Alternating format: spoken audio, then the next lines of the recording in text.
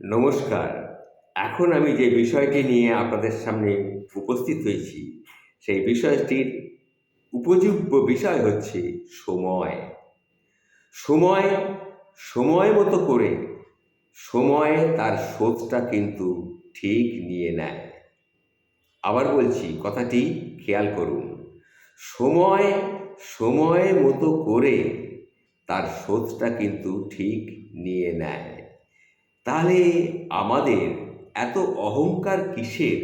জীবনের প্রথম যে স্নানটা আমি করেছি বা গোসলটা আমি করেছি, সেটা অন্যজনের হাতে।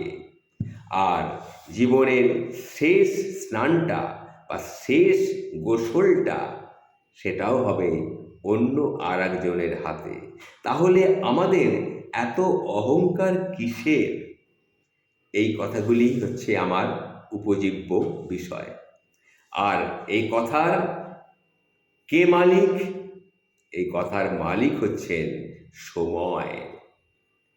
সময় অত্যন্ত পরিবর্তনশীল। কতটা পরিবর্তনশীল সেটা একটু অল্প অল্প করে আপনাদের সামনে তুলে ধরার চেষ্টা করছি। ধরুন, 10 বছর আগের ক্লাসের সবচেয়ে সুন্দরী নজরকাড়া মেয়েটাও এখন 2 সন্তানের মা। কিন্তু তার সেই রূপ আর নেই।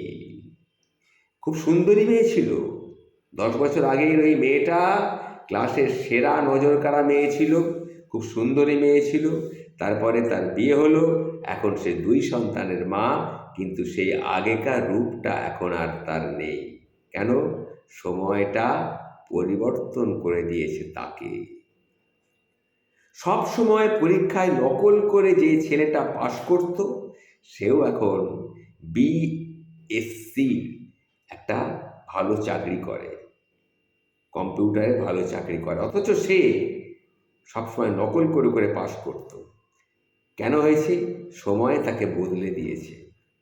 ক্লাসের পড়াশোনায় সবচেয়ে বেশি সময় ব্যয় করত যে ছেলেটি, সে কিন্তু এখন ওই ভালো চাকরি পায়নি। তার মূল্য অনুযায়ী সে কিন্তু, তার ক্রেডিবিলিটি অনুযায়ী সে কিন্তু চাকরি পায়নি। তাই সেই ছেলেটি এখনও বেকার হয়ে ঘুরে বেড়াচ্ছে। সেই সময়, সময়ের পরিবর্তনে এই ঘটনা ঘটেছে। আরও বলছি শুনুন, অন্যের গার্লফ্রেন্ড ভাগিয়ে নিয়ে যাওয়া বাইকওয়ালা ছেলেটার বউ এখন আরেকটা প্রতিষ্ঠিত টাকাওয়ালার বিয়ে করা বউ। বুঝুন, একটি অন্যের গার্লফ্রেন্ডকে একটা বাইক চালানো ছেলে সে ভাগিয়ে নিয়ে গিয়ে বিয়ে করেছিল, অর্থাৎ তার বউ হয়েছিল। সেই বউটি আরেকজন প্রতিষ্ঠিত টাকাওয়ালার ছেলেকে বিয়ে করে তার বউ হয়ে গেছে। সেই সময়, সময় পরিবর্তনে 8 বছর আগে ক্লাসে সবচেয়ে অহংকার নিয়ে চলাফেরা করা ছেলেটা এখন ঋণের বোঝা নিয়ে কোনো মতে বেঁচে আছে। 8 বছর আগে ক্লাসের সবচেয়ে অহংকার করা ছেলেটা, অর্থাৎ সে তার পড়াশোনায় অত্যন্ত ভালো ছিল, বুদ্ধিমত্তা অত্যন্ত প্রখর ছিল, সেই ছেলেটা এখন মাথায় ঋণের বোঝা নিয়ে কোনো মতে বেঁচে আছে।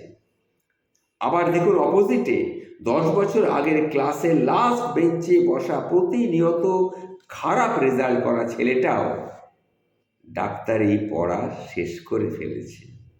এরকম ঘটনাও আছে।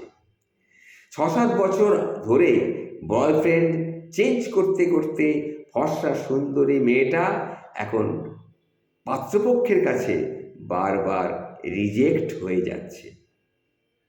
একটা মেয়ে, ফর্সা অত্যন্ত সুন্দরী মেয়ে, সে যখন পাত্রপক্ষের সামনে বসছে, পাত্রপক্ষকে তার পছন্দ হচ্ছে না, পাত্রপক্ষ তাকে পছন্দ হচ্ছে মেয়েটাকে, কিন্তু মেয়েটার সেই পাত্রটিকে পছন্দ হচ্ছে না। এইভাবে 6-7 বছর পরে দেখা গেল সেই মেয়েটা এখন প্রত্যেকটা পাত্রপক্ষের কাছেই রিজেক্ট হয়ে যাচ্ছে। সেই সময়, সময়ের কাজ সময়ে করতে হবে। আরও বলছি শুনুন, 5 বছর আগের সবচেয়ে সেরা জুটি এখন আর একজনের ব্লক লিস্টে। এটাও হয়ে থাকে। 7-8 বছর ধরে নিজের ইচ্ছে মতো একের পর এক প্রেম করা মেয়েটি এখন নিজের অনিচ্ছায় অপছন্দের একটা মানুষের সাথে সংসার করছে, এটাও কিন্তু ঘটনা। নিজের ইচ্ছে মতো সে প্রেমগুলোকে রিজেক্ট করেছে, প্রেমিকগুলোকে রিজেক্ট করেছে। এখন সে তার অত্যন্ত অনিচ্ছা হওয়া থাকা সত্ত্বেও অপছন্দের একটা মানুষের সাথে সে কিন্তু সংসার করছে, এটাও একটা ঘটনা। 10 বছর আগে আড্ডা জমানো ছেলেটাকে বন্ধু সার্কেল থেকে নিজেকে সরিয়ে নিয়েছিল, সে এখন বন্ধুহীনতায় ভুগছে। সুতরাং সময় তার শোধ কিন্তু সময় মতো নিয়ে নেয়। কখন কার কপালে কি ঘটে তা আগে থেকে কিন্তু জানা সম্ভব নয়। অর্থ, বিত্ত, রূপ, গুণ এইসবের কারণে সাময়িক কিছুদিনের জন্যে আপনি হয়তো সময়কে নিজের মতে আপনি চালাতে পারবেন, কিন্তু সময় সবসময় আপনার ইচ্ছে মতো চলবে এটাও কিন্তু আশা করবেন না, এটাও কিন্তু খুব ভুল। সময় সময়ের মতো করে তার শোধটা কিন্তু ঠিকই নিয়ে নেবে। তাই বলছি, এত অহংকার কিসের? আবার বলছি, জীবনের প্রথম আপনাকে স্নান করা হয়েছিল, অন্যজন কেউ করিয়েছিল, শেষ স্নানটাও আপনাকে অন্যজনের হাতেই করতে হবে। সুতরাং একটি মেয়ে ছিল যার নাম এটা ওটা সেটা হতেই পারে, সে ছিল রূপবতী, সুন্দরী, সুবাসিনী, অনেক কিছু, কিন্তু চিরকাল সে কিন্তু এটা থাকবে না। ঠিক সেই রকম একটি ছেলে, স্বাস্থ্যবান, রূপবান, অত্যন্ত গুণবান ছেলে, কিন্তু সারা জীবনটা সে এইরকম নাও থাকতে পারে। সময়ের পরিবর্তনের সঙ্গে সঙ্গে তার সব কিছুই পরিবর্তন হয়ে যেতে পারে, হয়ও তাই।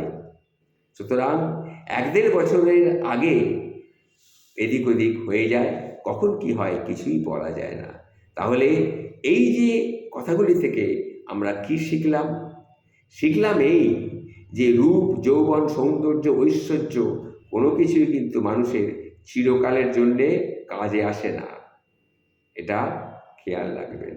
সময় তার সময় মতো তার শোধ ঠিক তুলে নেবে। সুতরাং কোনো ব্যাপারেই অহংকার করবেন না, এটা মাথায় রাখবেন। নমস্কার বন্ধু, ভালো থাকবেন।